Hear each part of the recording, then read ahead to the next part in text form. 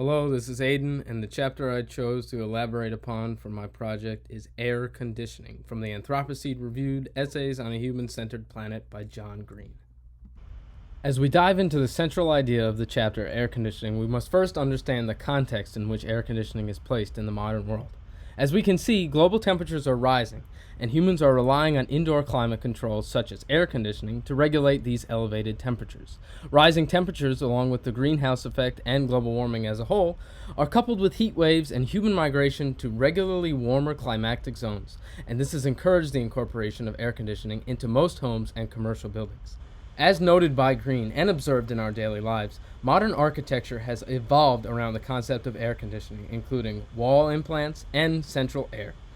And along with this cooling comfort for humans, this also comes with benefits for medicinal temperature control, as air conditioning can provide an escape for potentially lethal heat, not just for humans, but for drug storage.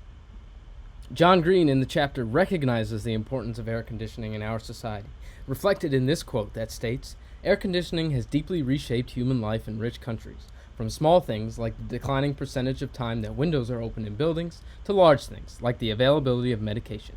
Green 73. The importance of air conditioning in our society is recognized by Green in this chapter, yet the central idea of the chapter is that cooling the indoors warms the outdoors. Green 75. In other words, Green is claiming that our human dependence on air conditioning abuses fossil fuels that are burned for electricity, and this undeniably contributes to climate change and global warming. It's ironic that the very thing that we use to protect ourselves from climate change and increasing temperatures outside is actually contributing to said temperatures.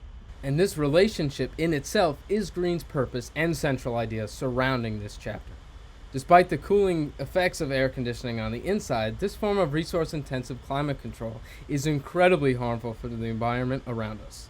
As we can see here from Green's words and this analysis, the central idea is used widely throughout the chapter, and it goes to show the harmful effects of using air conditioning and climate control within our homes, buildings, and other areas of congregation.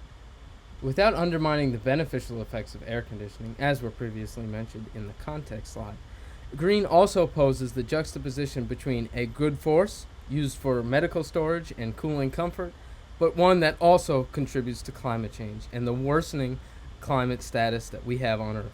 Consequently, this leads into Green's next point, that for humans there is ultimately no way out of the obligations and limitations of nature. We are nature. Green 76.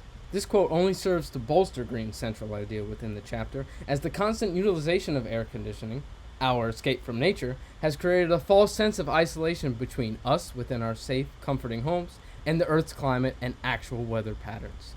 Not only does Green stress the central idea that air conditioning can have harmful effects on the environment and that it warms the outside, in his words, he also explains that humans must act now in the face of environmental catastrophe in order to protect the natural environment and our futures on Earth. Doing so would involve the collective reconsideration of using air conditioning and climate control whilst indoors. This is something that Green does advocate for in the chapter, and something that ties into the central idea, as a reconsideration of our methods may help mitigate the effects of air conditioning on the environment, and not just air conditioning, the burning of fossil fuels, and the continuation of our radical alterations of the climate and our environment. Provided here is an image of rare air conditioners in their natural habitat. But in all seriousness, this illustrates the significant impact that air conditioning has had on our society. As you can see in the image, air conditioners are being used in a building, a residential building that has multiple families living in it with multiple roofs over their head, all with various temperature and climate control needs.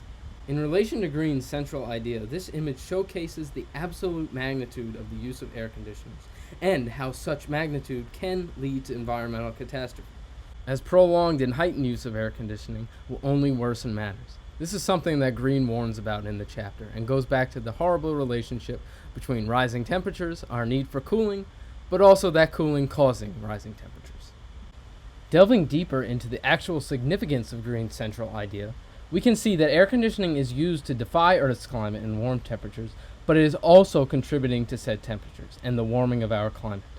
In Green's words, the climate is both something that happens to us and something that we make. Green 76. With such an urgent issue as climate change, we need to reconsider our methods and the use of air conditioning as previously stated.